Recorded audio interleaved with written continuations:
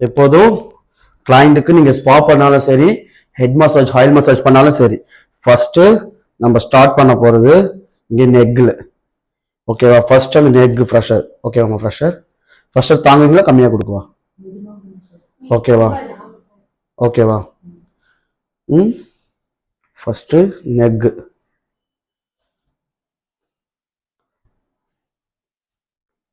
முடிச்சுட்டு ஹேரை ஓப்பன் பண்ணி அவங்க ஹேர்ல டாங்கல் எதுவும் இல்லாம அழகா 2 கை இருக்குல்ல உள்ளார போயிடணும் ஹேர்க்குள்ளார. ஓகே,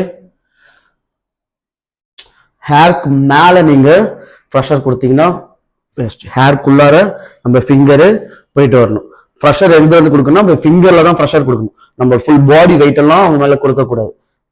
ப்ரெஷர் வந்து நம்ம ஃபிங்கரால் நம்மளால எவ்வளவு ப்ரெஷர் கொடுக்க முடியுமோ அவ்வளவு ப்ரெஷர் கொடுத்தா அவங்களுக்கு அந்த ரிலாக்ஸ் கிடைக்கும். நம்ம போட்டு அமுக்கணும்னு வச்சுங்களேன், அப்ப மாதிரி சில கிளைண்ட் ஒதுங்கிடுவாங்க. ஓகே, நம்ம கொடுக்கறது அவங்க ரிலாக்ஸ் ஆகி ஒரு தூக்கத்துக்கு போயிட்டு அவங்க வரணும். நம்ம எந்த அளவுக்கு மசாஜ் கொடுக்குறோமோ அந்த அளவுக்கு அவங்களுடைய ஃபேஸை நம்ம ஆஃப்டர் மசாஜ்க்கு அப்புறம் வாஷ் பண்ணி பார்க்கலாம். ஓகேவா?